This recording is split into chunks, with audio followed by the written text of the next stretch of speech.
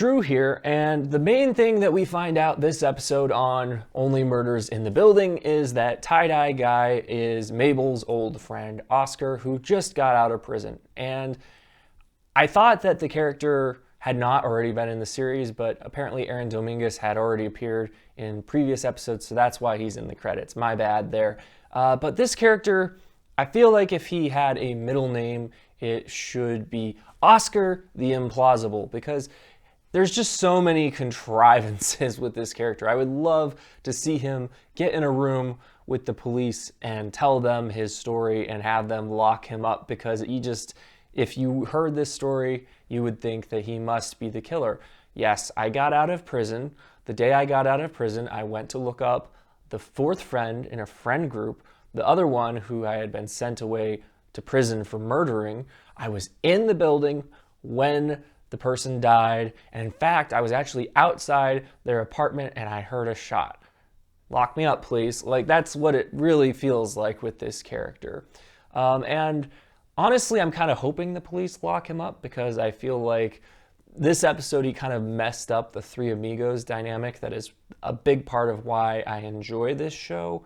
And I feel like it would be hard if he doesn't get locked up for there not to be, oh, he's going to go hang out with Mabel, which breaks up the dynamic, or he's hanging out with the other three, which also breaks up the dynamic. I don't really feel like he seems like a super necessary addition. Now, they have Amy Ryan show up in a previous episode, and she managed to not mess up the dynamic, so maybe I'm being a little too pessimistic here, but I just don't want to see the three characters not be continue to be a threesome. That said, one of the biggest pleasures of this episode was just watching Steve Martin and Martin Short play off of each other as they follow after Mabel in this car pursuit.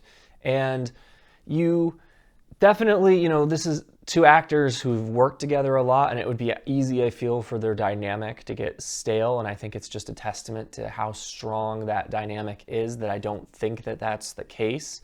But the banter between these characters this episode was just a highlight. We have an unexpected turn of events. You're a simpleton. Damn it, I didn't get that. Can you call me a simpleton again? You're a simpleton. Oh, thank you. I feel it's interesting from just an emotional standpoint, the way that these characters react so differently to the fact that Mabel has been keeping this secret from them, that she's been keeping the fact that she knew Tim Kono a secret when they promised not to keep secrets from each other. I think, Charles clearly is taking it very, very personally, and he's concluding that this can't be true because it would mean that he's trusted someone and he hasn't trusted a lot of people, and this person has been keeping a secret from them. And, then you've got Oliver, who's very much just focused on the implications for the podcast. So very, very, telling the different reactions that these characters have. Oliver has always been less dwelling on the emotional aspects of the case even than Charles, but both of them oftentimes have had this failure to see the personal ramifications of this crime. Every true crime story is actually true for someone. And this is just occurring to you. And I feel like that's a theme of this show, that we can get so wrapped up in the fact that it's, the mystery of it, that we lose sight of the fact that true crimes, they had a cost for the people that were involved in them. It's really obvious, but it's something that I think sometimes we just don't consider. There was some kind of clever foreshadowing this episode in a moment where Mabel tells Oscar during their drive as they're reconnecting that she always wanted to stab someone with a knitting needle. Well, Mabel, based on the opening scene of this show, I can say with a great deal of confidence, you're gonna get your wish.